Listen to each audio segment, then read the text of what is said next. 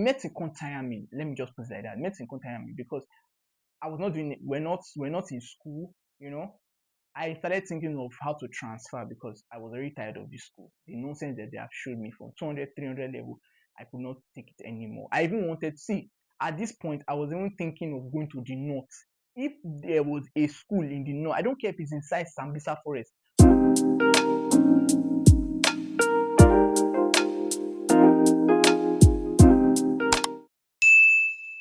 Hi guys, welcome back to my YouTube channel. My name is Amos. I'm a fourth year medical student in Amboseli University, Edo State, Nigeria. If you are a new subscriber, thank you so much. Don't forget to hit the subscribe button.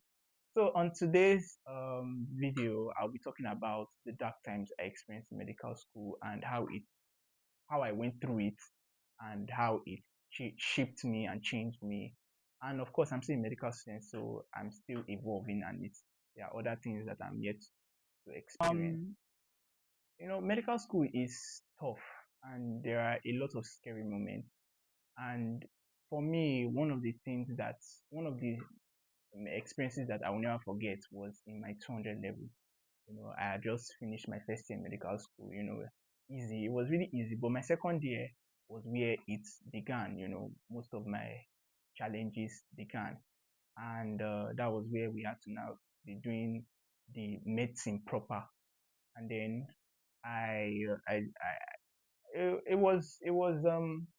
at first it was cool, I was excited getting to know the main medical stuff, but then the books were just so much, they were so plenty. And then this was during the lockdown period, 2020. So I went home and I carried my books home. I was reading, but at some point I got tired because reading for that long, that period, I got tired.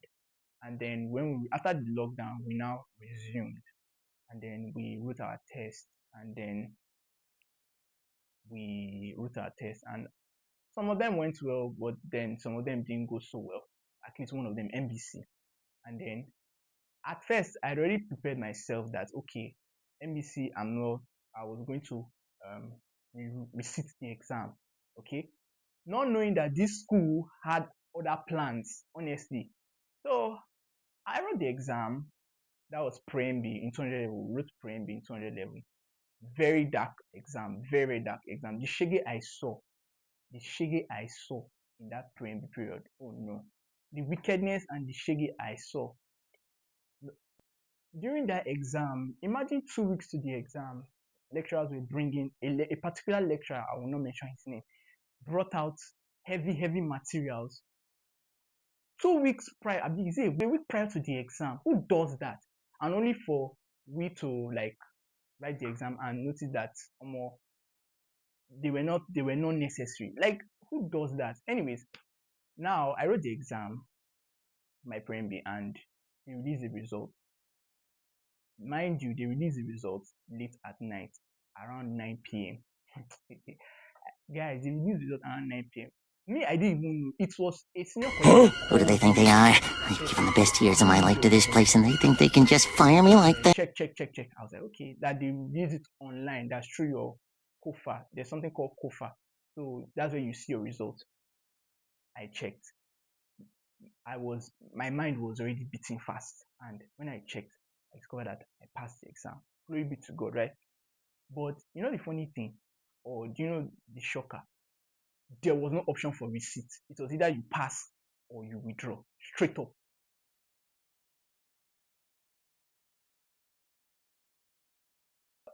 Is that no wickedness? No. Majority of my half of my class, they said withdraw, that those that couldn't make it in the first sitting, that asked them to automatically withdraw. So it was really scary because these were people that I had formed bonds with, and I know people that actually wrote that exam that did not deserve what happened to them, you know. But it was, and the funny thing, we tried to protest, but unfortunately things didn't work out. They eventually said uh, there's nothing that they can do. I think out of that half of the class that was withdrawn, they now added like 14 names to the original list of people that actually passed the exam. What was that supposed to do? Was it to make us feel better? But that was it. up to today, it still haunts me today because I know people that wrote that exam. Majority of them is just one course. So, and you know, in medical school, if you don't meet up, the pass mark is 50. And in an ideal situation, when you don't write, if you fail an exam, if you write an exam once and you don't make it, there's an option for receipt. All of a sudden, it just came and said, even in the university handbook, you said you must have a receipt. If you don't have a, if you don't pass the first time, you write the receipt. It is when you now write the receipt, you don't make it, that's when you now withdraw and all of that. It was in the handbook. When we went to go and show them the handbook, they said we should discard it. From where to where? From where to where? After that was the 200 level, but everybody now, they don't they don't remove people from our class. Everybody don't find their square root. Okay. 300 level came. That was how we were dilly-dallying with the exam. Oh, the exam is coming up. We were preparing for the exam.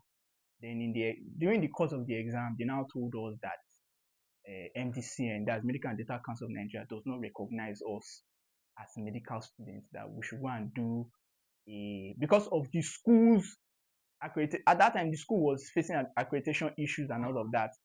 So they said, oh, we can if we write the exam, the school, the MDCN, they were almost on the verge of losing their license for medicine. They told us that we should go home, that we're not medical students, that we should do a 4-year course. And we're like, we should actually sign an undertaking to do a 4-year course. And that was when everywhere boss, like, what do you mean? Like, is it our fault that you admitted more than you can carry? I mean, you are just telling us now in the middle of an exam. Haba. That's how everybody we boss everywhere boss. So in fact, news carried it. I think it went viral online that this is what is happening, because at this dire moment, that's when you are telling us now, haba. You are telling me I should go and do a 4-year course. If I wanted to do a 4-year course, I would have done it and graduated and come back. Don't come and tell me to do a 4-year course when I'm still studying medicine. That's not what we signed up for. That's not what I signed up for, you know. Well, we wrote the exam, we passed. They now told us that we should go and sit down, we should go and go home. For, I think I stayed 7 months because I'm currently in my 40. I wrote my first MB in 2023. I stayed 7 months plus in 2024. I resumed clinicals last year. And that 7 months of my life, I know what I faced, because medicine can't tire me. Let me just put it like that. Medicine can't tire me because I was not doing it. We're not in school, you know. I started thinking of how to transfer because I was very tired of this school. The nonsense that they have showed me from 200, 300 level, I could not take it anymore. I even wanted to see, at this point, I was even thinking of going to the north. If there was a school in the north, I don't care if it's inside Sambisa Forest, I was actually willing to leave anything to make me leave this school and continue this medicine and, you know, just continue move on with my life, because I was really desperate, really tired. Everything can tire me. You know, I've spent so long in this school. Mind you, I entered school 2018. So you can imagine I had already spent 2018 to 2024. That's about 6 years, right? I'm seeing 400 level, mind you. So this is 2025. I'm seeing 400 level. So that's this is my seventh, the 8th year. No, 7th year in medical school. I still have 2 more levels to go. So give or take by 2027, and by 2027 that will make it 9 years. You know, so it really, if you think about it, it was a really, really tough period for me. It was really, really tough. Nothing where I never see for this school. But all in all, God has seen me through.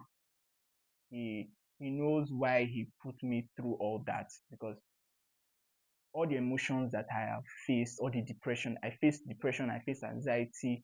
I don't know, there was a roller coaster of emotions for me, and God saw me through that. And I think I'm stronger for it, you know. And we thank God for how far He has brought me. So if you're in medical school, I know that all medical schools are not the same. Some have it easier, some are very fast, depending on the school you go to. But if you're in a public Nigerian university, you go see shege, strike, this one, this one, that one. A lot of things happen, but if you are resilient enough, you get there. You eventually become a doctor. That's the one thing. Last, everybody, what I used to tell myself is that last, I'll be a doctor, no matter how long it takes. Although I wish it could take a shorter, I could get it in a shorter time, but God knows why He has made it this way. So whether you're in the middle of medical school, you're just starting med school, just brace yourself for the journey ahead. You know, if you are resilient enough, you get there. Just keep your head steady, no matter the challenge. You just know that you can surpass every challenge if you have belief in yourself. So that's my story on how I went through the dark times in medical school. And if you have any others, if you have any similar experience, you can tell me in the comments, you know. And don't forget to like, share, subscribe, and I'll see you guys in my next video. Thank you guys so much. Love you guys.